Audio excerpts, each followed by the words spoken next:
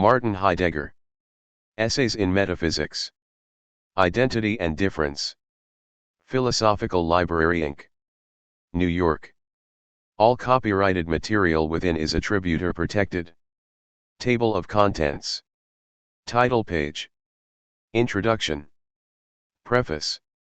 The Principle of Identity. The Onto-theological Nature of Metaphysics. Notes. Glossary. Copyright page. Introduction. There is scarce need to comment on the importance of the two lectures translated here, which were published in 1957 under the title of Identitat und Differenz. In them Heidegger does not go into all the ramifications of his philosophy, and they do not answer all questions of Heidegger's existentialism. Yet, even in the casual reader the impression must surely be created that here we have the ruminations of a mastermind in his maturity. The sensitive and attentive reader will come away with a feeling that he now knows Heidegger, the man, the teacher, better. He will receive illuminating insights into Heidegger's thinking on many a vital issue, our technological age, religion, language, history, for on all of which subjects and more besides he has touched upon here, if only epigrammatically. Through these lectures Heidegger enables us even better to assign him a place as one of the leading figures in the history of philosophy. Always conscious of the tremendous contributions of Western thinking, he seems more concise in his hints at a confirmatio and lux ex orient. There is no ranting against anything, which has of late become the royal sport and pastime of many professing the love of wisdom. There is no anxiety, no fear, no gloom here which settles like fallout on us when reading some of the existentialists and would-be existentialists. There is not a word of fretting, testiness and peevishness which might even be pardonable. You say the theme did not warrant it? Of course, it never does, yet how many disciples of the royal science pay attention to the warranty? Here is wisdom charmingly, lumberingly expressed, with a little interlarding of a fairy tale, some brightly illuminating passages, such as Kant also gave us, a skating on the thin ice of etymology, quaint excursions into language not heard for decades or even centuries, a quiet acceptance of what the ground swells of being have in store for us. Heidegger would be difficult to understand if we did not know Plato, Parmenides, Leibniz, Spinoza, Kant, and particularly Hegel, those great landmarks on the march of idealism. Yet knowledge is not enough. As if acknowledging an ancient Eastern tradition, Heidegger goes to the womb of things, beyond language to the home of speech to draw the final inspiration. Even more marvelous than that, and possibly unknown to the master himself, his very choice of words is reminiscent in the under and overtones of such quaint words as Gestel, Gesetz, Gepräge, Satz, and Wesen, of an ancient and universal symbolism which certainly gives a new slant on Heidegger's own power of penetrating uncommonly deeply. Heidegger passionately seeks being, but he seeks it through existence, in existence, and pursues it relentlessly to the essence of both. His logic dissolves into ontology, both into theology, and all in the logos, the ground. There is fluidity, his whole thought structure floats lightly on evanescent clouds of thought like those heavenly palaces in Buddhist legends, but he bids us wing ourselves in spirit up to them and waft through being and existence. His allusion to forgetfulness, though based on the Greek concept, blends into the Oriental nescience, while the object of thought makes perfect analogy to vidya, which is knowledge without superciliousness, without externality. One often feels that Heidegger says in one of our Western languages what has been not said, yet loudly and openly proclaimed in Zen. Far from making Heidegger out to be a mystic, his endeavor to get at being and essence is metempiric. Weaponed with the keenest of tools of absolute idealism, combined with those of semantics, he explores the involvement of man in the whole of being, realizing full well that all these tools must be discarded or transformed. The problem is how to see the eye that sees, not the eye that is reflected.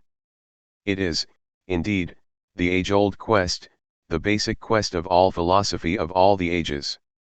Heidegger knows he is not the first and he will not be the last to intellectually penetrate the essence. But he is the most intelligible, though he is obscure himself on occasion and his disciples even feel at times that communication is breaking off. What makes Heidegger important is his receptiveness, his sensitivity, his ability to lie at the heart of the problem and see and hear when others see and hear nothing. That is why others leap, if at all they dare, in fear and trembling before an abyss into which he, like the Neophyte of Buddhist philosophy, throws himself happily, though it spells emptiness and nothingness to others, to discover in it what the whole of actual existence is not and has not, the totality of which is stupendous. Yes, the problem is one of identity and difference, and we have been blind so long because we read words, as Parmenides, about the same, but treat them, at best, with a paternalistic air as archaic. Now, at last, we understand identity, because we must seek it at the source. Difference also is clarified and its edge dulled. Metaphysics, we find, in the West was but a half-hearted attempt because we did not know how to penetrate to the essence, though we know it to be there. Heidegger makes us at home where we have been putting up so long uncomfortably and with want of grace and gratitude. The interesting part of Heidegger's philosophy is that we do not have to get rid of, shed, and repudiate any of our stupid or sage notions of which we are so proud in Western history. We should never forget that we are part of being, we are its very unfoldment. Call it destiny, but if you call it that, remember you are a destiny also by virtue of participation in being. Look within. By the same token, look without if your world of technology threatens to engulf you and you call on scientists, politicians, and humanitarians to pull you back from the brink.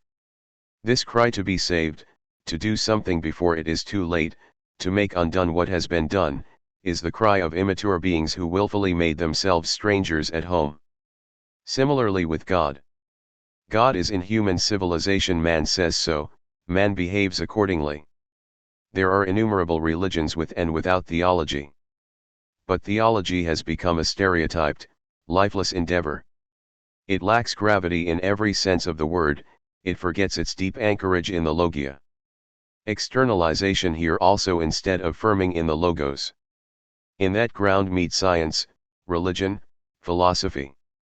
The ultimate, the one is in every logion and Sophia as the motivating, explaining, self-revealing reality.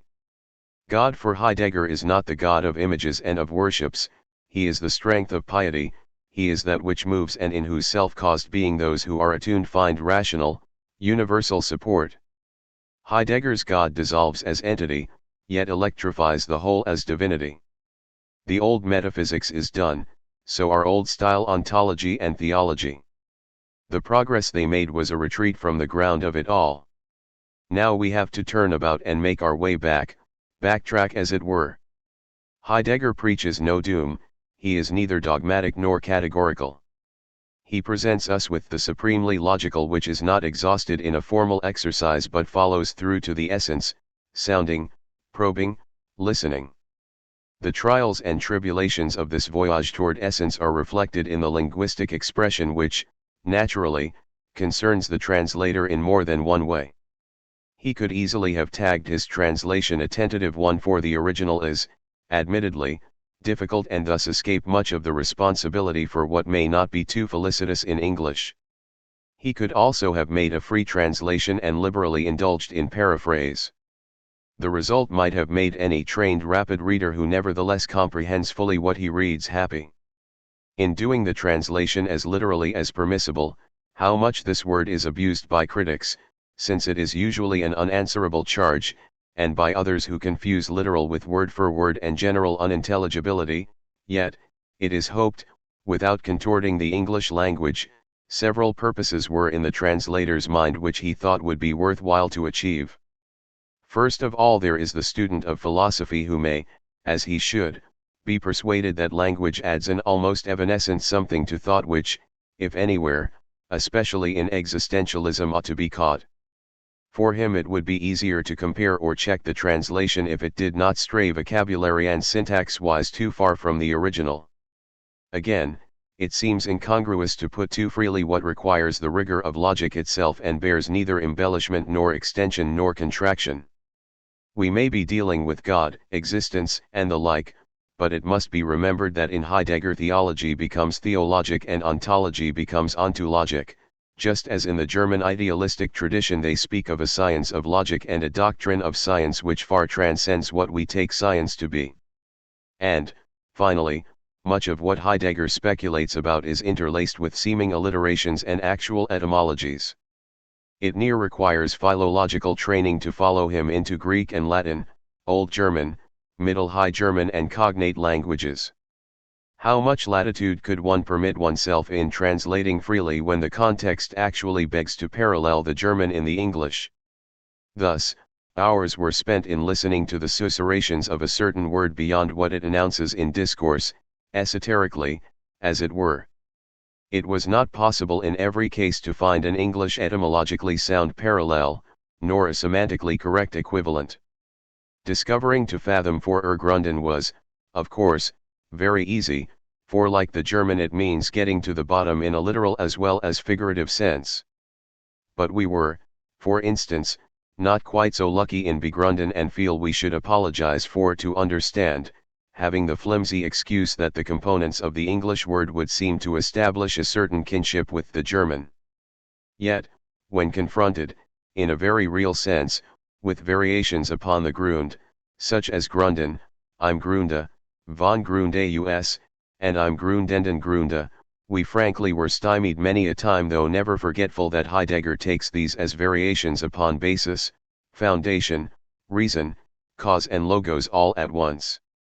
Here is where the more literal translation may be of greater service in aiding the student in eventually hitting upon a lucky translation rather than guessing at the meaning. He may even be less frustrated than when confronted by a flowery translation with the German word in parenthesis which leaves him breathless and perhaps dazed. One final thought which may be superfluous for those who read. If Heidegger was one of the first of modern existentialists and the teacher of a Sartre among others, how much have existentialists strayed and been trapped in dark alleys?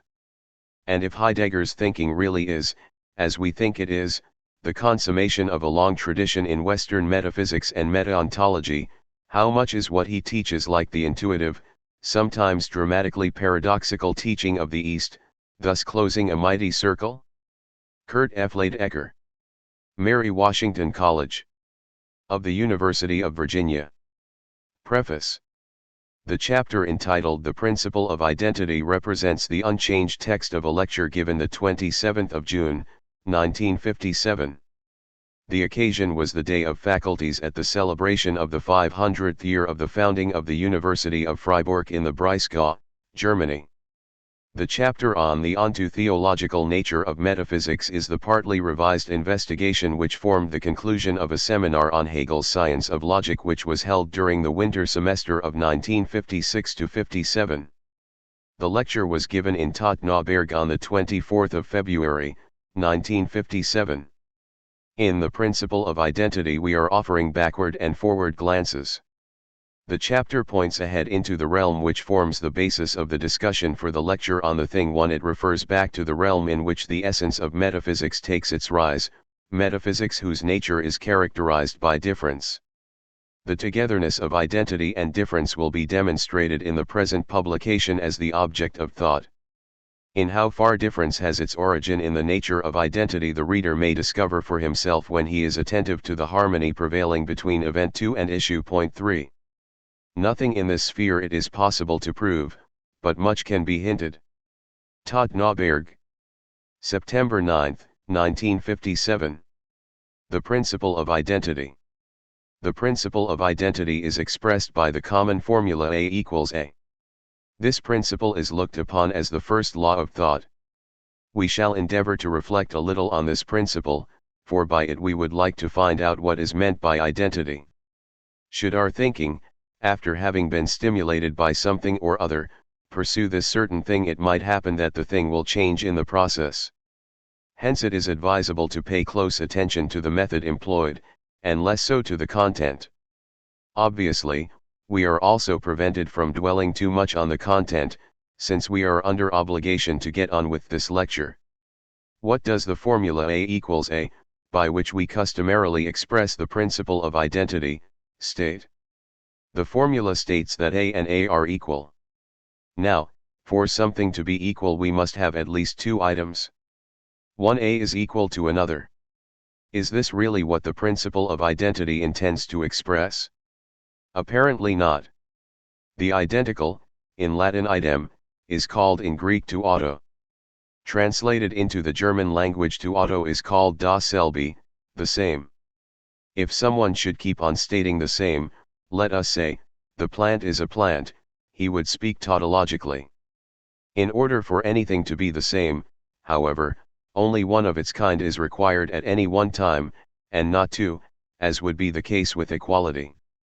The formula A equals A deals, however, with equality. It does not designate A as the same. Hence, the well-known formulation of the principle of identity conceals precisely what the principle endeavors to state, which is, that A is A, or every A is itself the same. In rendering the identical thus, we are reminded of an old phrase in which Plato is driving home what he means by something identical, a phrase which goes back to a still earlier one. In the dialogue Sophist 254d, Plato is speaking of stasis and kinesis, of arrested motion and sudden reversal. In this passage Plato has the stranger say, "Bakaun auton hikaston toin men duoin heteron estin, auto di heutauten." Now, each of the two, let us be sure, is another, while each is with respect to itself the same. Plato is not merely saying hikaston aut tauten, every self the same, but hikaston heutauten, each with respect to itself the same. The dative heuto signifies that each, which is itself, has been returned upon itself, each which is itself, is the same, meaning, for itself unto itself. The German language sacrifices for in this case, in a like manner as does the Greek, the advantage of making clear what is meant by the identical, but it does so, as it were, in a fugue of a number of variations. The more adequate formula for the principle of identity A is A states, therefore, not only that every A as such is the same. Rather, it states that every A as such is the same with respect to itself. In the state of being oneself there is embodied the relationship with. Thus we have a mediation, a connection, a synthesis, a unification into a oneness. It is owing to this circumstance that throughout the history of Occidental thinking identity appears with the character of unity. Nevertheless, this unity is by no means the jejune emptiness of what, in the absence of internal relations, remains in persisting monotony. However, Western thought needed more than 2,000 years before this relation with itself, which is present in identity and was hinted already at an early date, appeared definitely and well developed as a process of mediation, before, moreover, men's minds became hospitable to the idea of a manifestation of a mediation within identity. It was not until the philosophy of speculative idealism made its appearance in Fichte, Schelling, and Hegel, after Leibniz and Kant had prepared the way, that the concept of identity, whose nature consists in synthesis, met with receptivity. We cannot go into details here. Only one thing must be borne in mind. Ever since the era of speculative idealism we are no longer permitted to think of the unity of identity as a monotonous sameness, or neglect to recognize the mediation prevailing in unity. In the contrary event we would be taking identity as merely abstract. Even in the improved formula A is A only the abstractness of identity is apparent. Is this actually what we shall end up with? Doesn't the principle of identity say anything about identity? No, at least not immediately. Rather, the principle presupposes what we call identity and to what category it belongs. And how do we get to know concerning this presupposition? The principle of identity is furnishing us the information, provided we listen carefully to its keynote and ponder over it instead of merely reciting the formula A is A in a superficial manner. Actually, the formula should be intoned A is A. And what do we hear then? Through this the principle conveys the mode of existence of every existent, to the effect that as such it is the same with itself. The principle of identity expresses something about the being of existence. As a law of thought the principle is valid only in so far as it is a law of being which states, to every existent as such belongs identity, the oneness with itself. What the principle of identity proclaims as we are listening to its keynote is precisely what the whole of Western European thinking thinks: unity of identity is a characteristic feature in the being of existence. No matter where and how we face an existent, identity makes a claim upon us. Should there be no claim, the existent would never be able to appear in its being. Accordingly, there would also be no science. For science could not be what it is if the self-identity of its object, whatever it may be, were not guaranteed at the outset. By virtue of this warranty, the possibility of scientific inquiry is assured. Nevertheless, this dominant conception of the identity of the object is of no tangible avail to science, and as a result the success and fruitfulness of scientific knowledge in general are based on something useless. The claim of the object's identity proclaims itself no matter whether the sciences are perceptive of this claim or not, whether they pay attention to what they perceive or are befuddled by it. The claim of identity issues from the being of existence. But wherever, in Occidental thinking, the being of existence has been discussed rather early and in detail, as was the case in Parmenides, the to auto, the identical, gives forth with almost boundless scope. One of Parmenides' sayings runs as follows: to gar auto noein estin te kaina, the same is, to wit, perceiving, thinking, as well as being 5. Thinking and being, two disparates, are here thought of as the same. What is the meaning of this? If we compare what we otherwise recognize as the teaching of metaphysics, something vastly different from identity belonging to being is announced here. Parmenides says, being inheres in identity. What, then, is meant here by identity? What is conveyed by the word to auto, the same, in Parmenides' saying? Parmenides does not provide us with an answer to this question. He confronts us with a puzzle we ought not try to circumvent. It is incumbent on us to recognize the following. In the prime of thought, and long before the principle of identity was expressed, identity asserted itself and, to be sure, in an aphorism which decrees, thinking and being together belong to the same, and together they stem from the same. Quite inadvertently we just now interpreted to auto, the same. We have explained the sameness as belonging togetherness. It is, of course, natural to visualize this belonging together in the sense of the subsequent idea of identity with which we are in general familiar. And what would prevent us from doing just that? Nothing less than the sentence itself as we read it in Parmenides. For it states something different, to wit, being belongs together with thought to the same. Out of an identity, being is defined as a character of this identity. Contrariwise, the identity which later on plays a role in metaphysical thinking is visualized as a character of being. Thus, we cannot determine the nature of the identity of which Parmenides spoke on the basis of this metaphysically conceived identity. The sameness of thinking and being as proclaimed in the words of Parmenides has a longer history behind it than the identity which metaphysics derived from a character of being. The main concept in the saying of Parmenides, to auto, the same, remains obscure. We let it remain obscure. At the same time, we are open to suggestions emanating from the statement at the opening of which we find it. In the meantime, however, it seems we have already settled the sameness of thinking and being in the belonging together of both. This was a hasty move. Possibly it was forced upon us. Now it is incumbent on us to cancel what we so rashly maintained. We can do it, of course, in that we are not taking the above-mentioned belonging together as the final or even sole authoritative interpretation of the sameness of thinking and being. If we think of belonging together in the accustomed manner, then the meaning of what we discern as indicated by the stress within the word is determined by the togetherness, that is, its unity.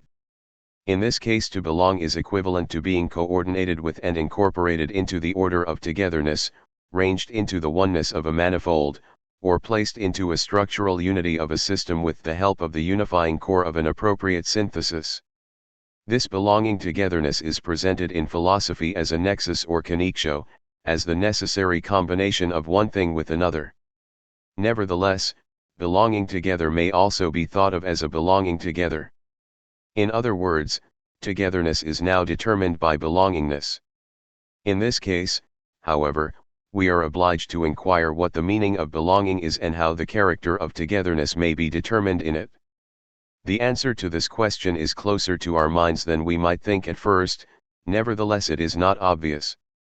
It may suffice for the present if our attention is, thus, directed to the possibility of visualizing belonging as no longer derived from the unity of togetherness, but to the possibility of learning about being together through belonging.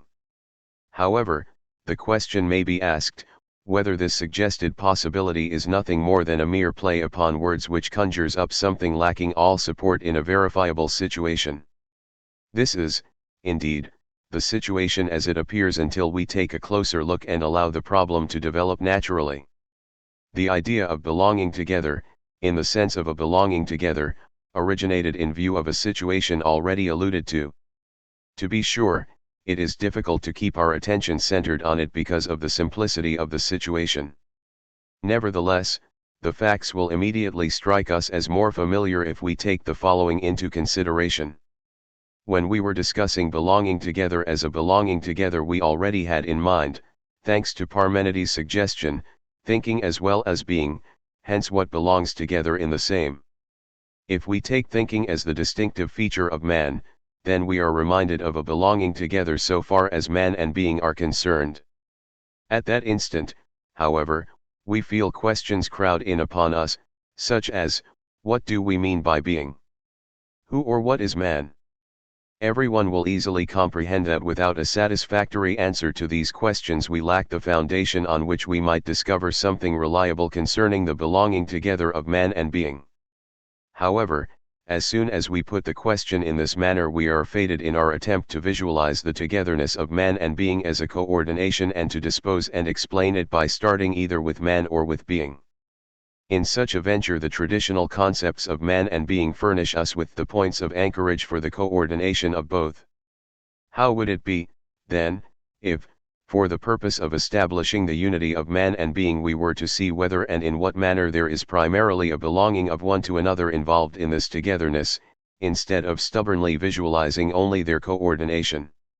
Why, we may even reckon with the possibility of perceiving, howbeit only from afar off, the belonging together of man and being right in the traditional definitions of their essence.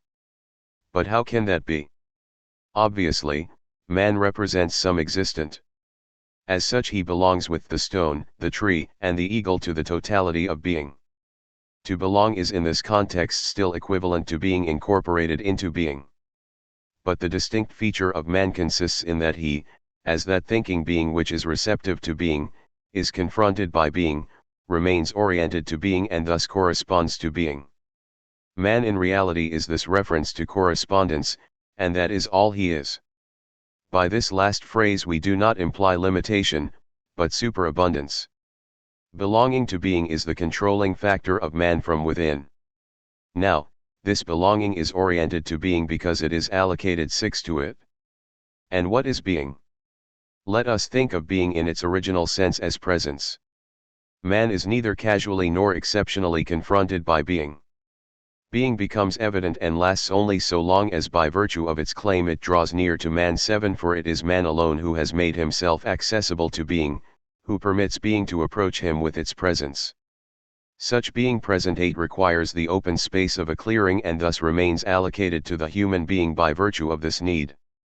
This does not at all mean, however, that being is to be posited first and only by man.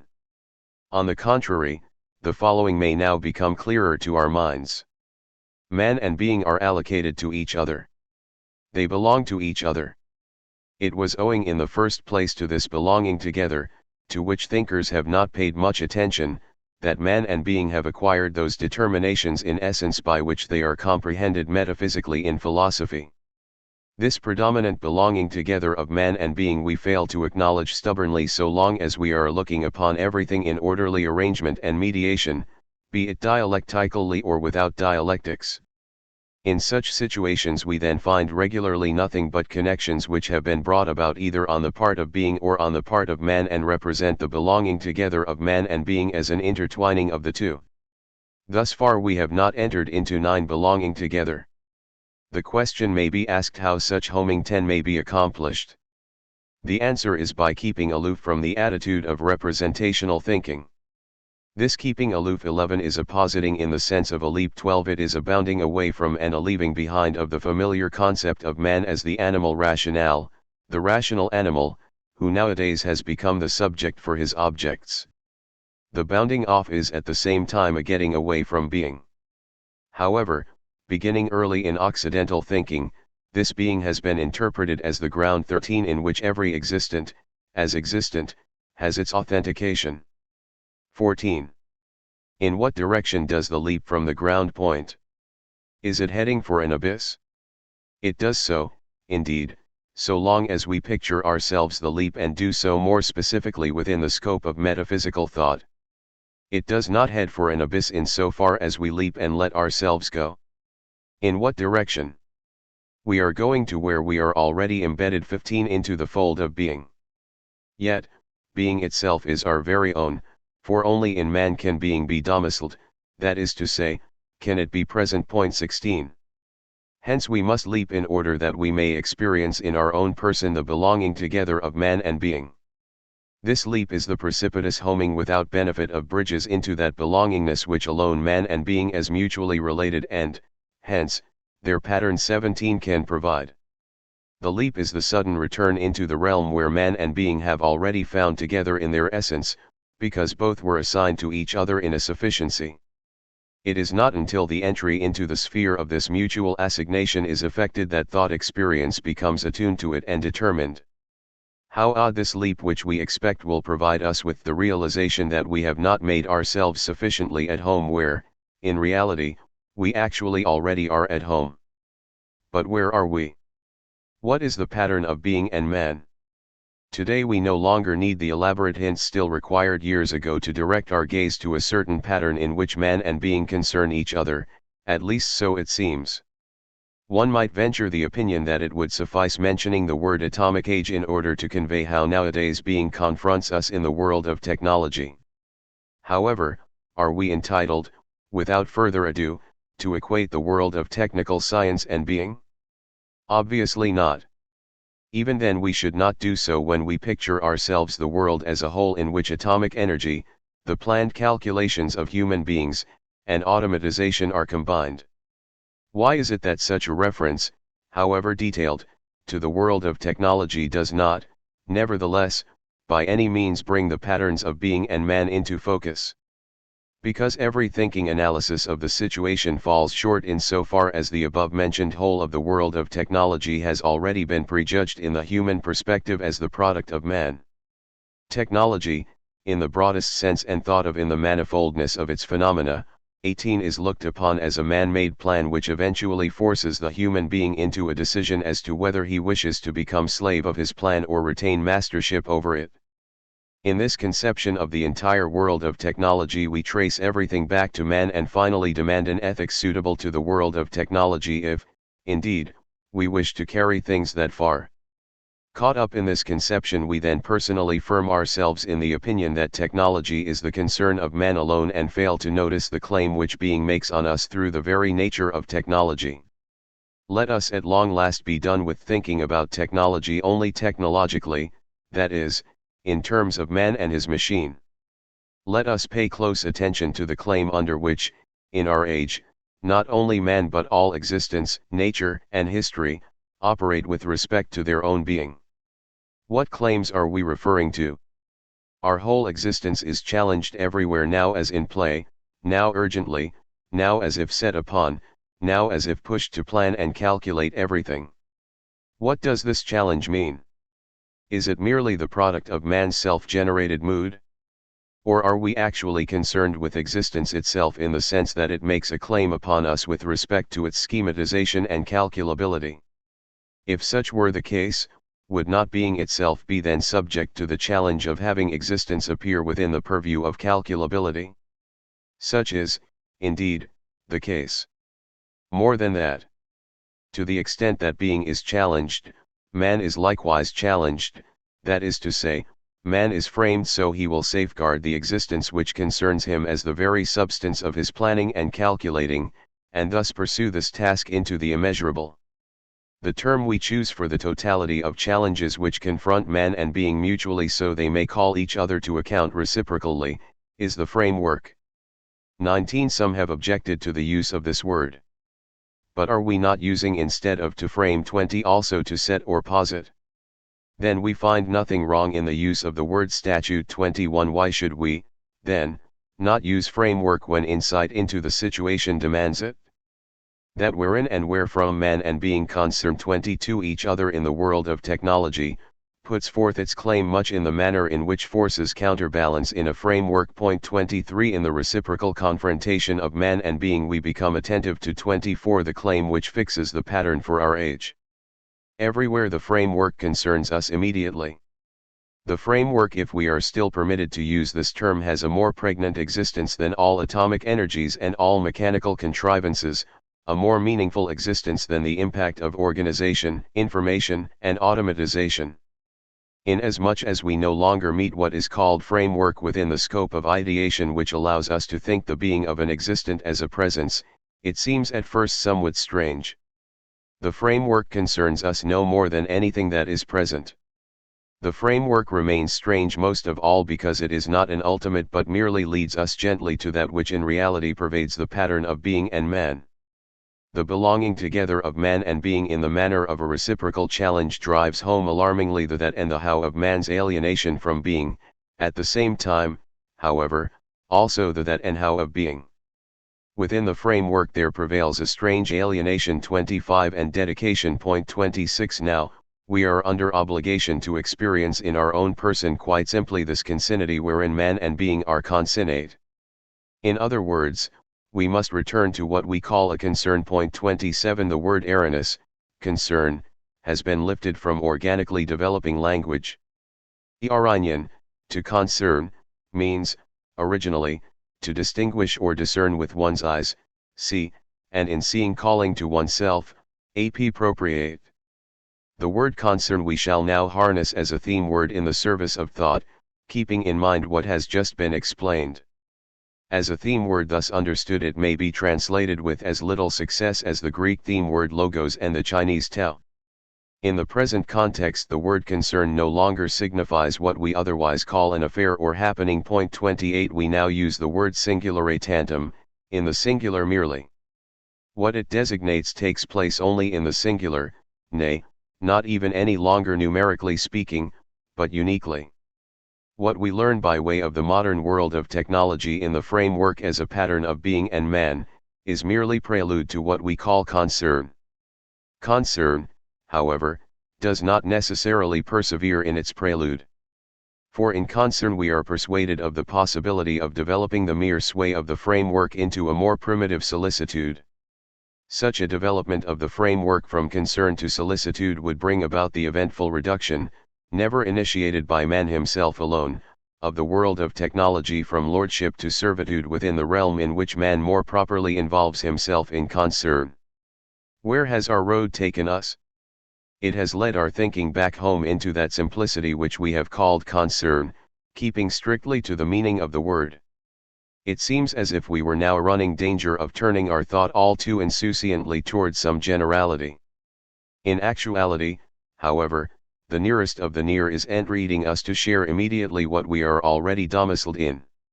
In fact, that was what we wanted to express by the word concern. For, what could we consider more intimate than what brings us closer to where we belong, wherein we are corporate members, that is, concern. Concern is the internally oscillating realm through which man and being touch each other in their essence and attain their essential nature by divesting themselves of these determinations which metaphysics imputed to them.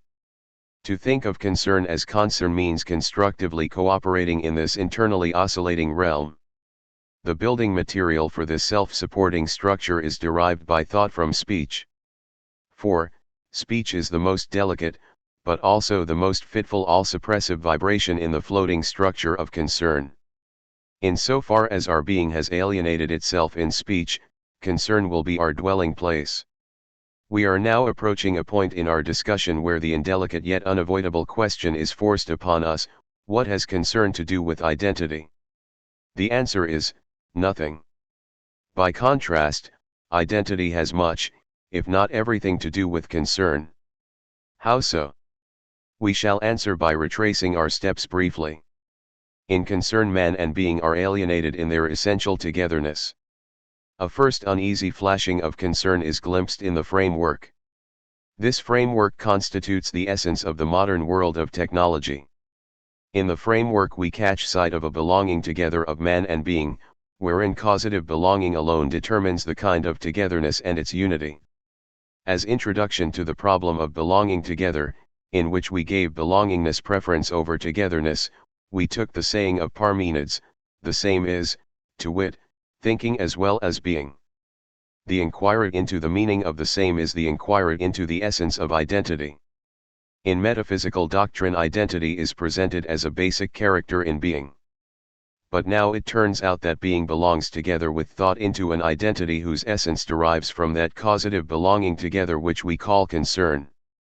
The essence of identity is a property of concern.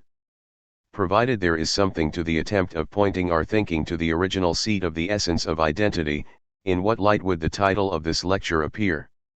The meaning of the title, "The Principle of Identity," would have undergone a change. The principle first presents itself in the form of an axiom which presupposes identity as a trait of being, i.e., in the ground of existence.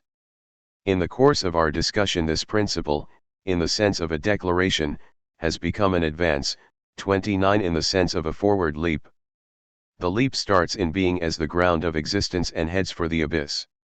Nevertheless, this abyss is neither an empty nothing, nor is it a dark confusion. Rather, it is concern.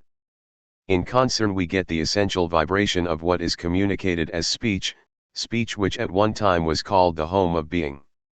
And the principle of identity now proclaims a leap required in the nature of identity and necessary if otherwise the belonging together of man and being is to penetrate to the essential luminosity of concern. In passing from the principle as statement about identity to the advance in the shape of a leap into the original nature of identity, thought underwent a change. Hence, facing the present squarely, it gets a glimpse beyond the human situation of the pattern of being and man in what is befitting both, that is, concern.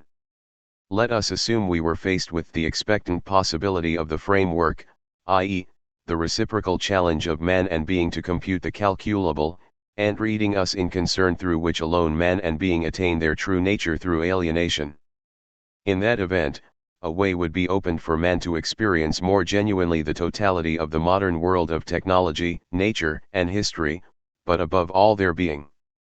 As long as we contemplate the world of the atomic age in all seriousness and with a sense of responsibility and rest satisfied with the goal of utilizing atomic energy for peaceful purposes, so long does our thinking remain in mid-passage, as it were. This half-heartedness will assure for all time, and thoroughly at that the world of technology will continue in its metaphysical preponderance. However, who has decided that nature as such must for all future time remain nature as modern physics deals with it, and history must present itself only as the object of academic historians? To be sure, we can neither repudiate the present-day world of technology as the work of the devil, nor may we nullify it in case it does not take care of this automatically. Still less ought we to hanker after the opinion that the world of technology is such that it will simply prevent a liberating leap. Such an opinion, let it be noted, takes in a fit of obsession the actual for what alone is real. At all events, this opinion is fantastic. Quite different, however, the premeditation which looks anticipatingly to what is tending toward us invitingly as the identical essence of man and being. Thought required more than 2,000 years in order to comprehend fully such a simple relationship as that of mediation within identity. Are we, then, entitled to opine that the return of thought into the original essence of identity can be accomplished in a day? It is precisely because this return demands a leap that it takes its own good time. The time is that of thought, which is different from that of calculating, which in this day and age everywhere tugs at our thinking. Nowadays, the mechanical brain figures out in a second thousands of relations.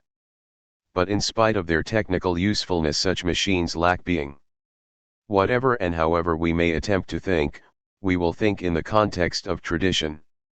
Tradition preponderates if we are liberated from after-thinking 30 into anticipatory thinking, which is no longer a planning. Not until we turn our thoughts toward what has already been thought, shall we be employed for what has yet to be thought. The onto-theological nature of metaphysics. In this seminar we made an attempt to engage Hegel in conversation. A conversation with a thinker can only deal with the object of thought. By object we mean, depending on the given situation, the case in dispute, the thing to be argued about, which alone is for thought the case which concerns thought. However, strife over this thing which is in dispute was by no means started by thought without good reason, as it were. Object for thought is that which is the disputable proper in a strife. The word strife 31 means principally not discord but distress. The object of thought bothers thinking in such a manner as to lead thought first to its object and, thence, to itself. For Hegel the object of thought is thought as such. In order not to misinterpret circumscribing the object under consideration, that is, thought as such, either psychologically or epistemologically, we are obliged to add by way of explanation, thought as such, in the developed fullness of the suchness of what is thought. What we mean here by suchness of thought can only be understood through Kant, from the nature of the transcendental, which Hegel, however, thinks as absolute, which in turn means speculative to him. This is what Hegel had in mind when he spoke of the thinking of thought as such, that it is developed purely in the element of thought.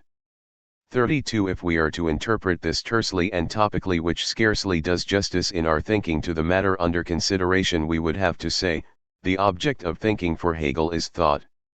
However, unfolded to the depths of its essential freedom, this is the absolute idea.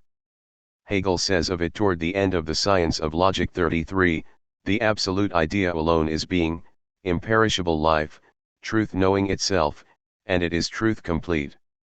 Thus, Hegel himself bestows that name which is written over the whole object of Occidental thinking, and he bestows it expressly on the object of his own thinking, the name of being. In the Seminar 34 we discussed the several-fold and yet unified use of the word being. For Hegel, being means, first of all, but never exclusively, indefinite immediacy. Being is looked upon from the point of view of determining mediation, that is, from absolute notion and, hence, in relation to it. The truth of being is essence, 35. In other words, absolute reflection. The truth of essence is notion in the sense of an infinite knowing itself. Being is absolute thought thinking itself. Absolute thought alone is the truth of being, it is being. Truth, in Hegel, everywhere is equivalent to self-assured knowledge of what may be known as such. Hegel, however, thinks the object of his thinking topically at first in a conversation with the history of previous thinking. Hegel is the first one who can and must think in that way. Hegel's relationship to the history of philosophy is speculative and historic only in so far as it is speculative. The characteristic movement in history is an event in the sense of a dialectical process. Hegel writes 36. The same development of thought which is treated in the history of philosophy is being portrayed in every philosophy, yet emancipated from that historic externality, purely in the element of thinking. At this we are startled and stymied. Philosophy as such and the history of philosophy are, according to Hegel's own words, supposed to stand in relation of externality to each other. Yet, the externality of which Hegel thinks is by no means external in the sense of mere superficiality and indifference. Externality in this context refers to outside of. Outside is where all history and every real process has its domicile, as contrasted with the movement of the absolute idea. The externality of history as explained in relation to the idea is the result of the self-alienation of the idea. Externality is itself a dialectical determination. We are, therefore, way off in our understanding of the real thought of Hegel's if we note as a fact that Hegel has welded into a unity historic conceptions and systematic thought in philosophy. For in Hegel's case it is neither a matter of an academic concept of history nor a system in the sense of a theoretical structure. What is on our mind as we make these remarks about philosophy and its relation to history? We intend to show that the object of thinking is, for Hegel, historical as such, but historical must be taken in the sense of a happening whose character as process is determined by the dialectic of being. Object of thinking, for Hegel, is being as self-thinking thought which ultimately becomes self-conscious in the process of its speculative development.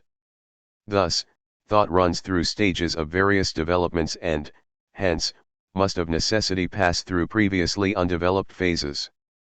Thus there arises ultimately in Hegel's experience of the object of thinking a peculiar maxim, the authoritative way and manner in which he speaks to the thinkers preceding him. Therefore, if we wish to attempt a conversation with Hegel's thought, we must talk to him not only about the same topic, but about the same topic in the same way. Nevertheless, the same is not the identical. In identity difference disappears. In the same difference appears. It appears the more urgently the more determinately we engage in thinking about the same object in the same manner. Hegel thinks of the being of existence speculative historically. Now, in so far as Hegel's thinking belongs into a period of history, this does not by any stretch of the imagination mean to the past. We shall attempt to think about Hegel's being in the same way, that is, historically. Thinking can stay with a topic only by becoming more pertinent to the matter under consideration in the process of remaining with it, by having the same topic become more disputable. This being the case, the topic requires thought to put up with it in its idiosyncrasy, hold its ground by establishing a correspondence, and brings the matter to an issue. Thought, if it sticks to its topic, must, if the topic is being, consent to an issue with being. Accordingly, in our conversation with Hegel as well as in the interest of what has just been stated, we are obliged at the outset to clarify the sameness of the identical topic. In agreement with what we said, it is incumbent on us to elucidate in our discourse with the history of philosophy the difference in the topic of thinking concomitantly with the difference in historical reality. In this lecture such a clarification has to be necessarily brief and sketchy. For the purpose of shedding light on the disparity which obtains between Hegel's thinking and the thinking we shall attempt, let us consider three things. Our questions are: 1. What is the object of thinking in his and in our case?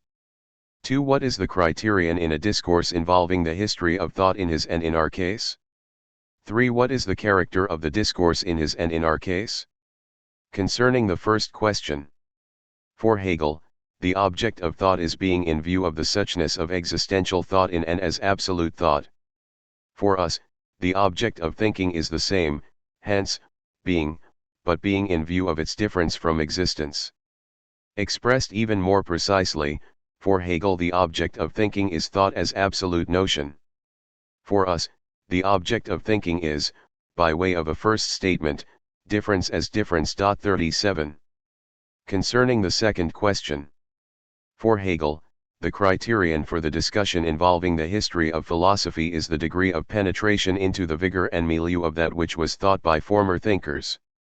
It is not by chance that Hegel establishes his maxim in the course of his conversation with Spinoza and prior to a discussion with Kant. 38 In Spinoza Hegel discovers the perfect point of view of substance, which, however, cannot be the highest because being has not been thought of as yet to the degree and absolutely fundamentally as self-thinking thought.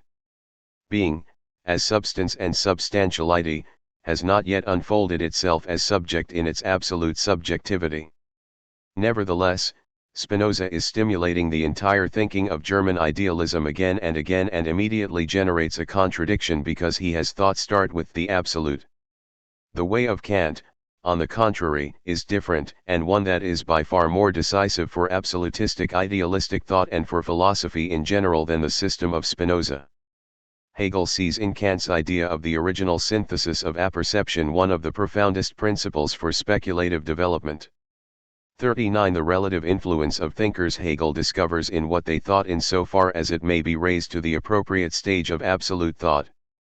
Thought becomes absolute only by virtue of the fact that it moves in its dialectic speculative process and requires for it an appropriate graduation. For us, the criterion in our discussion involving historical tradition is the same in so far as it is a matter of penetrating the vigor of prior thinking. However, we are not looking for vigor in what has already been thought, but in something that has not yet been thought. It is in this something which provides thought with the sphere in which it has its being.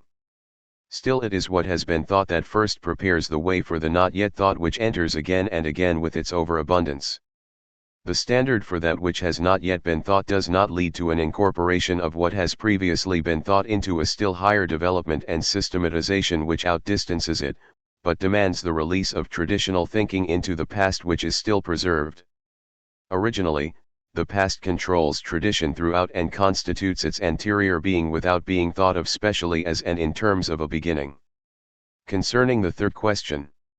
For Hegel, the discussion involving the previous history of philosophy has the character of a cancellation, 40 that is, of mediating understanding in the sense of finding absolute reason.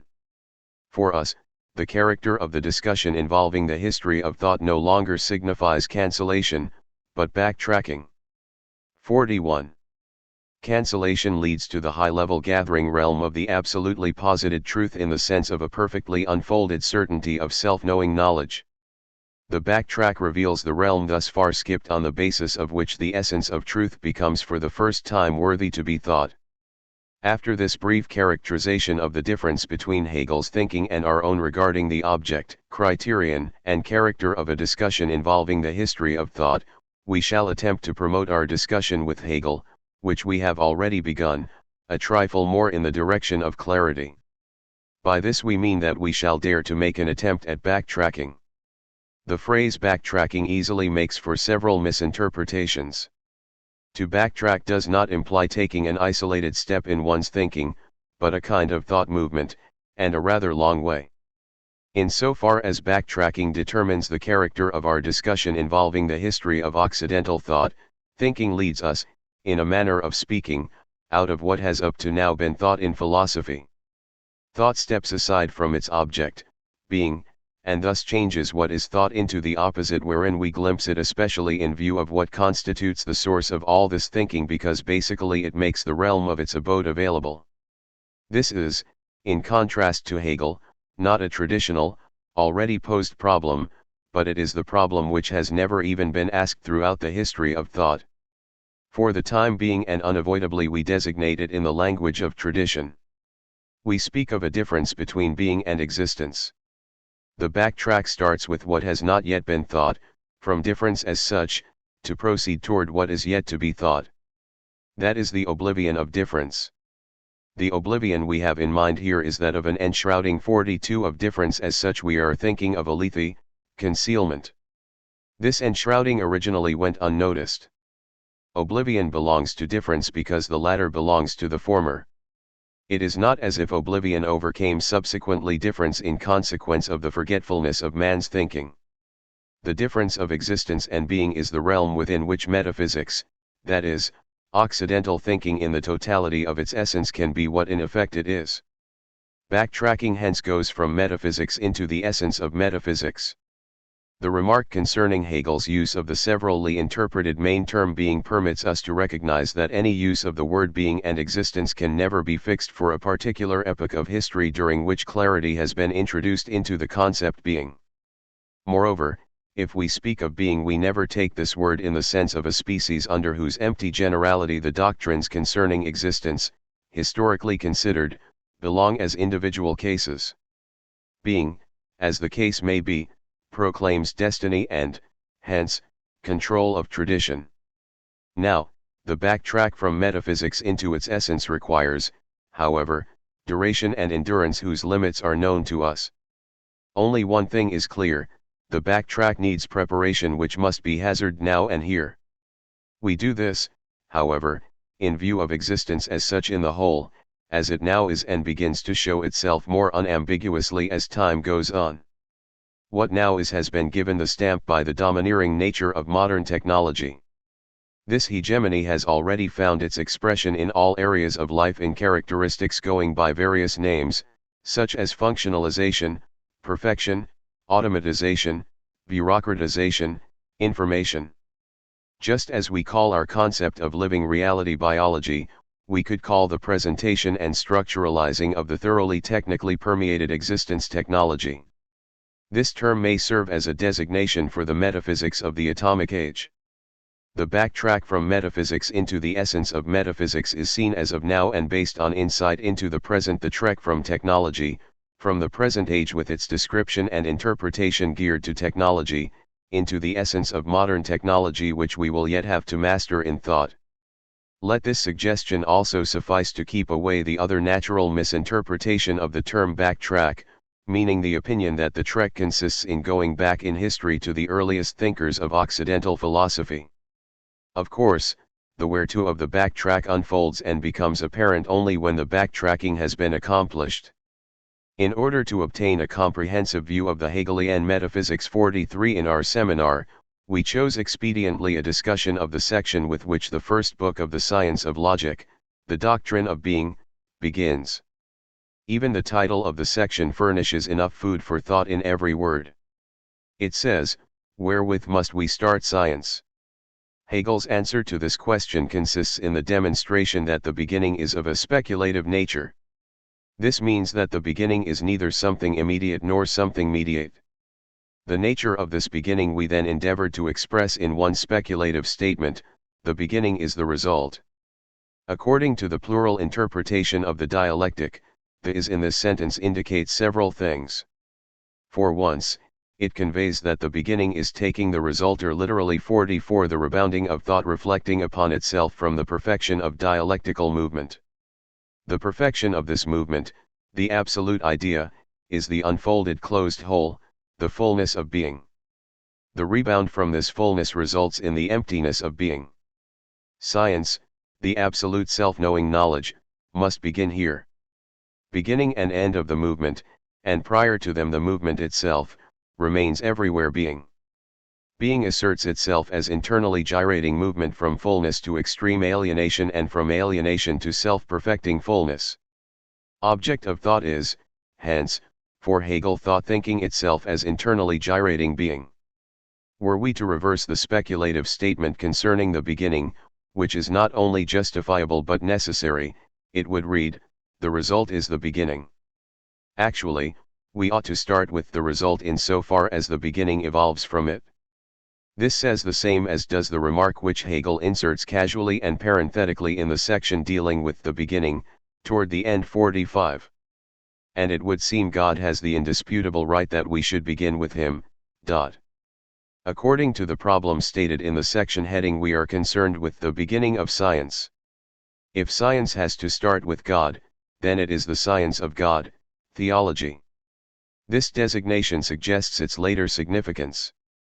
Accordingly, theology is a statement made by representational thinking about God. Theologos, theologia, means, first and foremost, the mythico-poetical legendizing about gods without any connection with a doctrine of faith or a church doctrine. Why is science, since Fichte the name for metaphysics, why is science theology? I reply, because science is the systematic development of knowledge, in which form the being of existence knows itself and thus is true. The scholastic title for the science of being, that is, the science of existence as such in general, as it emerged during the transition period from the Middle Ages to the present era, is ontosophy or ontology. Now, Occidental metaphysics, however, has been since its beginnings among the Greeks and still is uncommitted to these labels, especially those of ontology and theology. In my inaugural lecture, What is Metaphysics?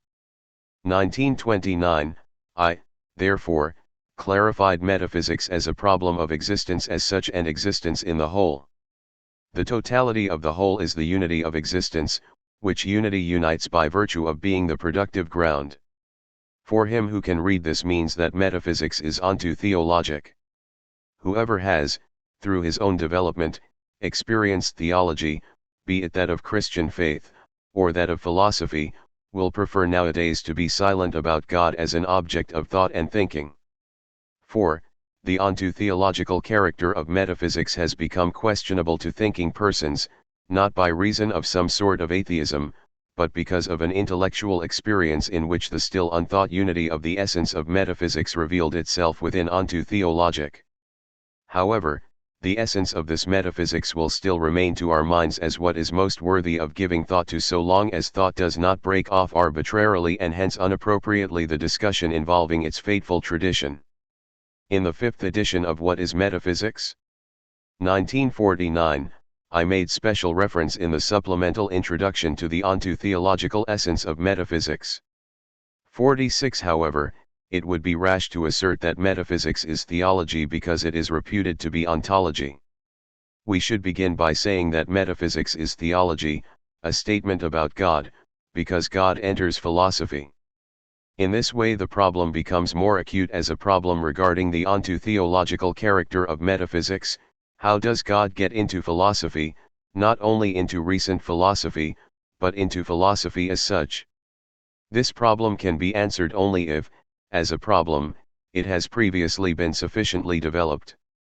The problem as to how God got into philosophy can only then be thought through and done justice to, if in the course of investigation the whither of God has become sufficiently clear. It is the problem of philosophy as such. So long as we scan the history of philosophy merely historically, we shall find that God got everywhere into it. Let us suppose, however, that philosophy, as thought, is the free, spontaneously pursued involvement in existence as such, then God can get into philosophy only in so far as philosophy as such autonomously and by virtue of its own essence demands it and lays down the that and the how of God entering her. The problem as to how God gets into philosophy, therefore, reverts to the problem, whence comes the essential onto-theological constitution of metaphysics. Taking on the problem thus formulated means, however, that we are backtracking.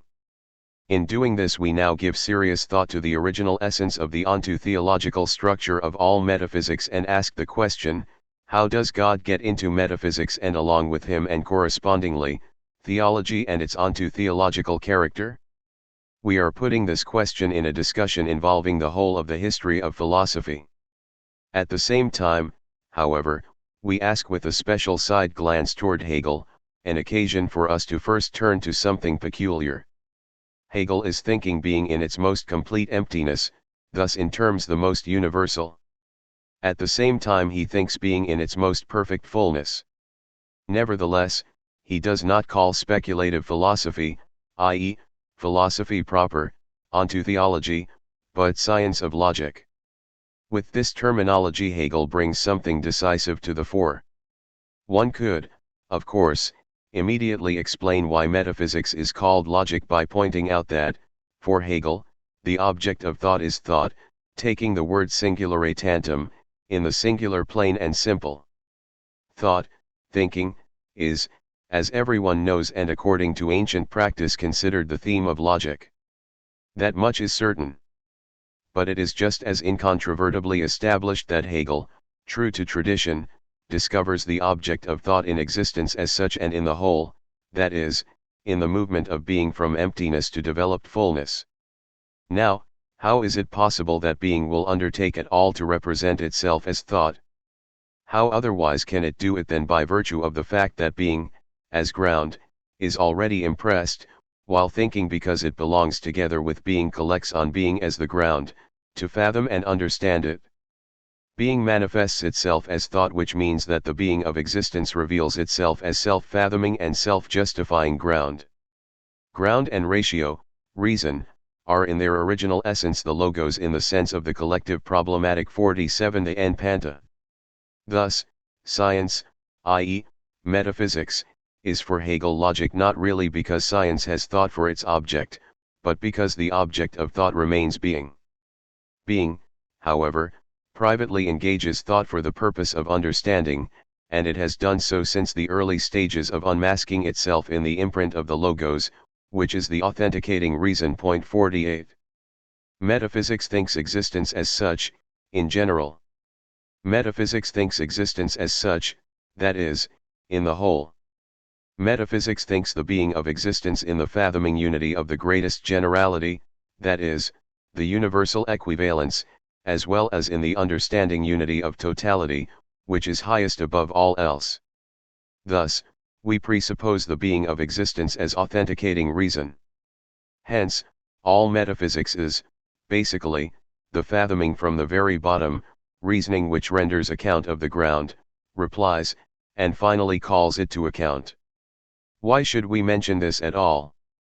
Because we want to experience the stereotyped terms ontology, theology, and ontotheology in their core. At the start, however, and ordinarily, the terms ontology and theology strike us just like other well-known terms, such as psychology, biology, cosmology, archaeology.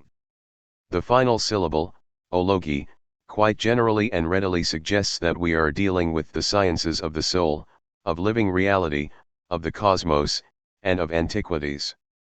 Yet, in ology there lies concealed not only the logical in the sense of the consistent and declaratory in general, which articulates, promotes, safeguards and communicates all scientific knowledge. The logia is in every case the totality of a reticulated system of understandings wherein the objects of science are thought with a view to their rational basis, we'll say, are understood. Ontology and theology, by contrast, are logia in so far as they fathom existence as such and seek its ground in the whole. They render account of being as the ground of the existent. They are answerable to the logos and are, in quite an essential sense, conforming to the logos, that is, the logic of the logos. Accordingly, they should be called more properly ontologic and theologic. More appropriately and more descriptively, metaphysics should be thought of as ontotheologic. Now we understand the term logic in essentially the sense which includes also the designation used by Hegel and first really explains it. Logic is, to be sure, the name for that particular thinking which everywhere tries to fathom and comprehend existence as such within the totality of being as ground, logos. The basic character of metaphysics is ontotheologic. Thus we are enabled to explain how God gets into philosophy. To what extent are we successful with our explanation? Well, in so far as we take notice that the object of thought is existence as such, that is, being, which reveals itself in the essential nature of the ground. In accordance, the object of thought, being as ground, is thought through thoroughly only when we have before our mental eye the idea of the ground as a primary ground, prtarchi. The original object of thought presents itself as the proto-object, the causa prima, first cause, which corresponds in reasoning to the regress to the ultima ratio, ultimate reason, the final account. The being of existence in the sense of the ground is represented fully only as causa sui. But in these words we have touched upon the metaphysical concept of God. Metaphysics is obliged to think in the direction of God because the cause of thought is being, while being is ground in a variety of ways, as logos, as hypokaimenon, as substance, as subject. This explanation presumably touches upon something that is correct. Still, it remains absolutely insufficient for an investigation of the essence of metaphysics. For, metaphysics is not only theologic, but also ontologic. Metaphysics, above all, is not only one and/or the other. Rather, metaphysics is theologic because it is ontologic. It is this because it is that. The essential ontotheological constitution of metaphysics cannot be explained either on the basis of theologic nor on that of ontologic, provided an explanation will ever suffice for what we still have to reflect on.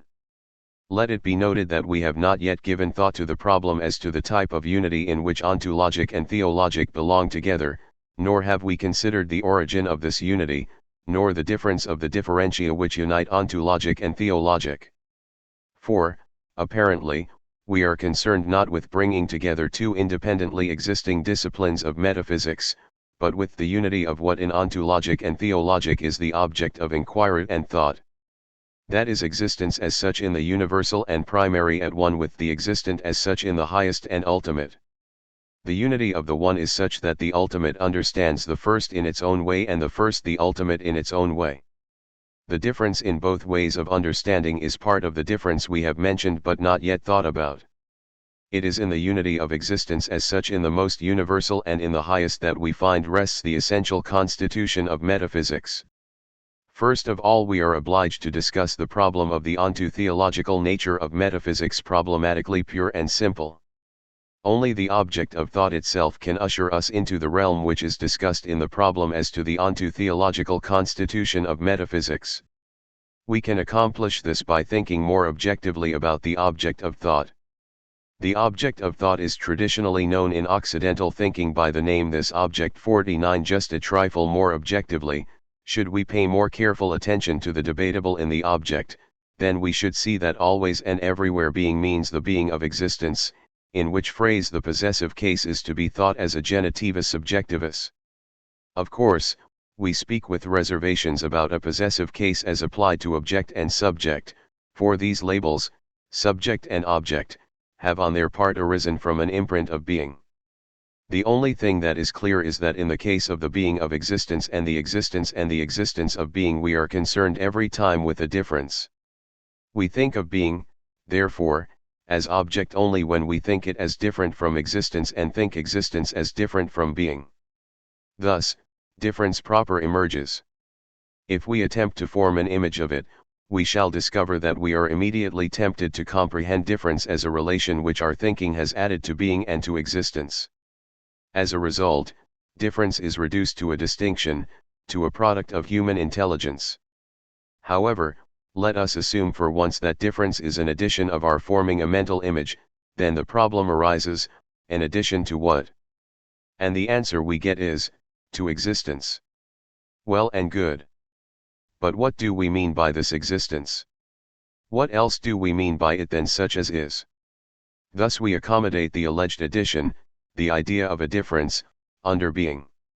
Yet, being itself proclaims, being which is existence.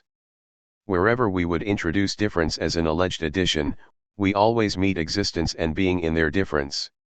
It is as in Grimm's fairy tale of the rabbit and the hedgehog, eyes all here. Now, we could treat this odd state of affairs that existence and being, each in its own way, are to be discovered through and in difference, in a pompous fashion and explain it as follows. It cannot be helped that our representational thinking is so organized and constituted that prior to any operation it establishes difference everywhere between existence and being, above one's head, as it were, and again in one's head where it seems to originate. Much could be said anent this apparently natural yet all too ready explanation. Still more problems could be posed, above all this. Where do we get this between from in which difference is, as it were, to be intercalated?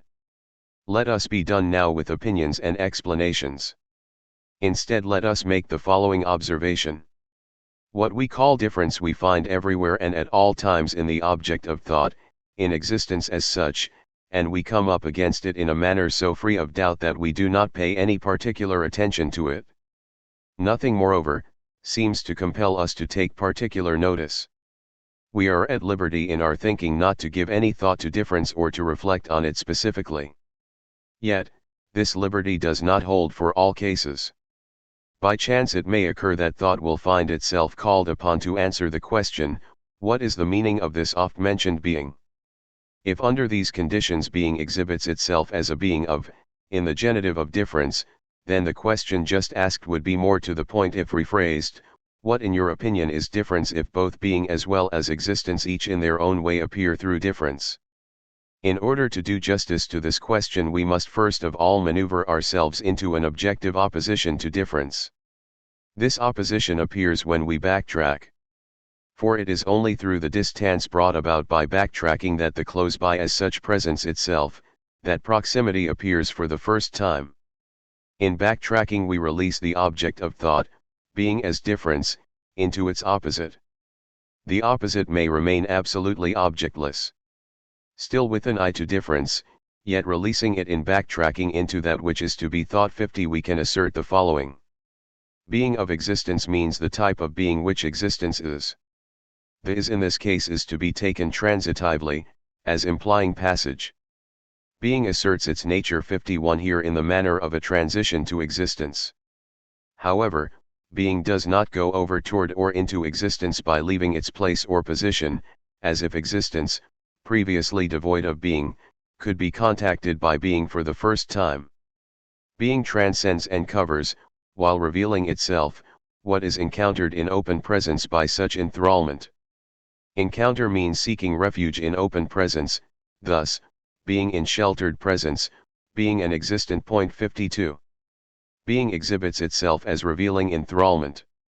Existence as such manifests itself as an encounter fleeing into unmasked presence. Being in the sense of revealing enthrallment and existence as such in the sense of refuge-seeking encounter have their being as elements that have been differentiated from the same, that which underlies difference. 53 What underlies distinction is what originally is responsible for yielding and keeping apart the between, wherein enthrallment and encounter are conjoined and mutually supported in their fluctuating relationships. The difference of being and existence as the ground of distinction between enthrallment and encounter lies in the unmasking and shrouding issue of both. Light is shed throughout the issue on the self-enshrouding occlusion.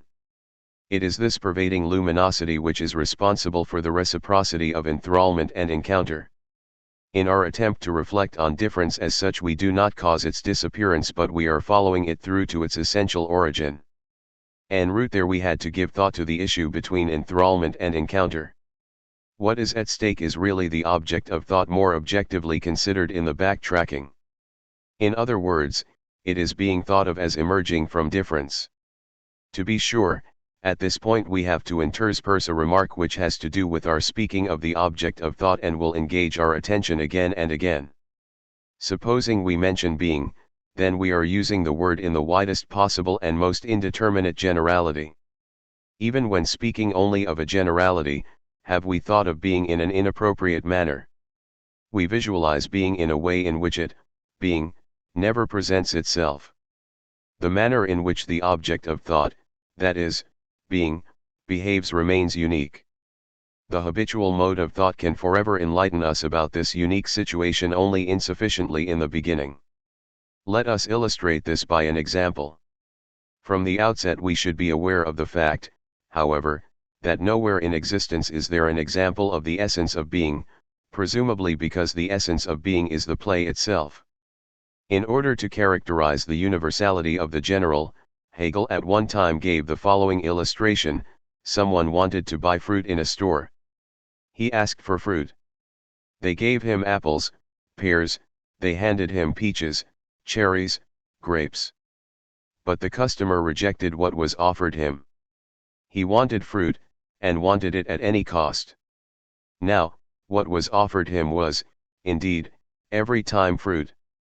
Nevertheless, we come to the conclusion that fruit cannot be bought. Impossible to the nth degree would be imagining being as the universal belonging to every case of existence. Being we meet only occasionally in this or that fate-enmeshed formulation, physis, logos, en, idea, energia, substantiality, objectivity, subjectivity, will, will to power, will to will. But such examples from the fateful history of man we shall not find neatly arranged like apples, pears, and peaches, displayed on the counter of historical ideas. Nevertheless, didn't we learn of being in the historic order and sequence of the dialectical process which Hegel thought? Certainly. But in this case too being reveals itself only in the light in which it made itself manifest for Hegel. By this we mean that the manner in which being presents itself must assuredly be determined by the manner in which it manifests itself. The peculiar manner, however, is the impress of destiny, the stamp of the prevailing epoch which as such assumes being for us only to the extent to which we permit it to rejoin what it properly has been. It is only in the sudden impact of a moment of remembrance that we gain access to destiny. This is likewise true in the experience of a special modal difference between being and existence to which an individual interpretation of existence as such corresponds. What has been stated is true above all also for our attempt to think of difference as the issue between revealing enthrallment and enshrouding encounter as we are backtracking from forgetfulness of difference as such. To be sure, as we are listening more attentively we receive documentation of the fact that in the verbal formulation of this we have already permitted the past to speak its piece in as much as we are thinking of revealing and enshrouding, of passage, transcendence, and of encounter, presence. By pursuing this discussion of the difference of being and existence into the issue as a preliminary to its essence, it is perhaps possible that something diffusive comes to the fore which pervades the destiny of being from its beginning to its consummation. Nevertheless, it is still difficult to describe how we are to think of this pervasiveness when it is neither a universal valid for all cases, nor a law which assures the necessity of a process in the dialectic sense.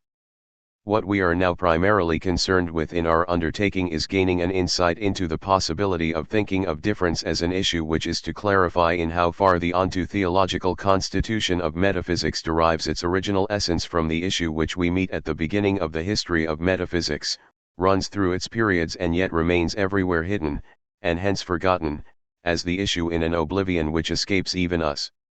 In order to facilitate the insight mentioned above, let us reflect on being, and within it on difference, and within difference on the issue from the point of view of that cast of being through which being became exposed as logos, or reason. Being manifests itself in revealing enthrallment by letting the encountering reality remain problematic, by authentication in the manifold methods of assembling and discovering. Existence, as such the encounter seeking refuge in overtness, is what is authenticated. That which is authenticated and consequently affected, then authenticates in its own way, to be sure, by affecting, we'll say, causing. The issue between fathoming and authentication as such not only keeps both apart, it keeps them also in a state of togetherness. The points at issue are so interlaced in the issue that not only being as ground authenticates existence, but existence, in turn, and by its own methods, authenticates being, that is, causes it. Such existence can accomplish only in so far as it is the fullness of being, or, in other words, as existence par excellence. At this point our reflection carries us into an exciting nexus. Being has its essence in logos, in the sense of reason, of the problematic. Thought of collectively, the same logos is the unifying agent, the N. However, this N is twofold. For once, it is the unifying one in the sense of the ubiquitous first and, hence, the most universal. At the same time it is the one unifying one in the sense of the highest, Zeus. Logos, by virtue of finding reasons, gathers everything into the universal, and by understanding gathers everything from the unique. That, moreover, the same logos harbors within itself the essential origin of linguistic formulation, and thus determines the mode of speaking as logical in the widest sense, may only be mentioned by the way. In so far as being has its essence in the being of existence, in difference, in an issue, do authentication and understanding in their joining issues and dropping them continue. Does being authenticate existence? Does existence fathom being as existence par excellence? The one enthralls the other, the one is encountered in the other. Enthrallment and encounter appear alternatingly one in the other in reflection. Speaking from the point of view of difference, this means that the issue is a circling, a revolving, one around the other, of being and existence. The act of authentication itself appears within the clearing of the issue as something which is, hence on its own initiative demands, as existence, the corresponding understanding by something existing. This something is causation, a causation, to be sure, by the highest cause. One of the classical proofs for this fact in the history of metaphysics may be found in a text of Leibniz's which has hardly been noticed, a text which we tersely describe as the 24 Theses of Metaphysics. 54. Metaphysics corresponds to being as logos and is, accordingly, in its main feature at all events logic. But it is a logic which thinks the being of existence, therefore, it is the logic which is determined by the different, it is onto theologic. In so far as metaphysics thinks existence as such in terms of the whole, it visualizes existence from the point of view of the different in the difference without paying attention to difference as difference. The different exhibits itself as the being of existence in the universal and as the being of existence in the highest. Because being appears as the ground 55, existence is that which is authenticated. However, existence par excellence is that which understands 56 in the sense of being the first cause. If metaphysics thinks existence with an eye toward its basis which is common to every individual existent as such, then metaphysics is logic in the form of ontologic. If metaphysics thinks existence as such in terms of the whole, that is, with an eye toward the highest all understanding existence, then metaphysics becomes logic in the form of theologic. Because metaphysical thinking remains embedded in difference which as such is not the object of thought, metaphysics is at one and the same time uniquely ontology and theology by virtue of the unifying oneness of the issue.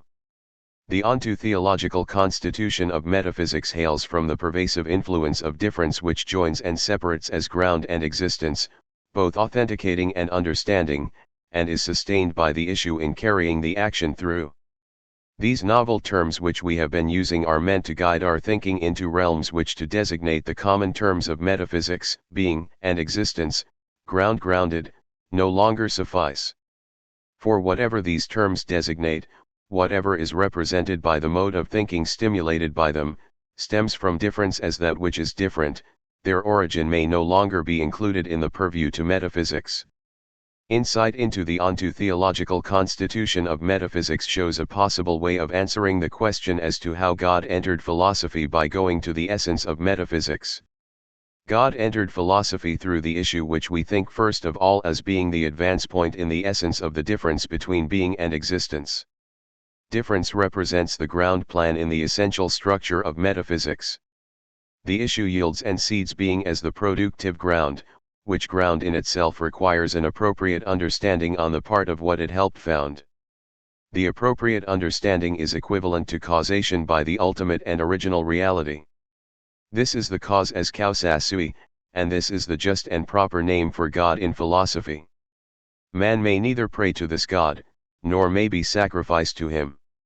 Confronted by causa sui, man may neither sink onto his knees nor could he sing and dance.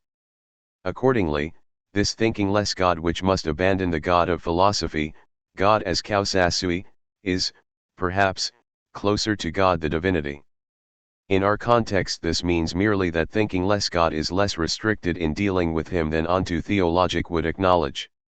With this remark we may have shed a little light on the path on which we find the type of thinking which is backtracking from metaphysics into the essence of metaphysics, from oblivion of difference as such into a fateful concealment of the issue which we no longer understand.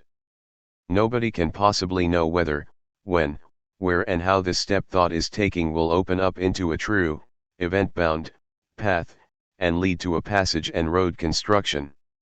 It could be that the sway of metaphysics will consolidate sooner than expected. We are thinking of the rise of modern technology and its developments, swift and limitless to the eye. It could also be that everything that is taking place while backtracking will only be utilized and incorporated in a continuing metaphysics in ways appropriate to itself and as the result of imaginative thinking.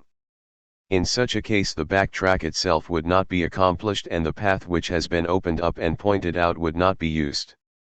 Easily such reflections impinge upon our minds, but they have no weight in relation to a difficulty of quite a different nature which we have to negotiate in backtracking. The difficulty is one of language. Our Western languages are languages variously suited to metaphysical thinking. Whether the nature of Western languages bears only the stamp of metaphysics and, hence, ultimately, that of onto-theologic, or whether these languages offer other possibilities of expressing and at the same time saying without expressing, must remain an open question. During the exercises in our seminar often enough difficulties arose to which verbal expression of thought was exposed.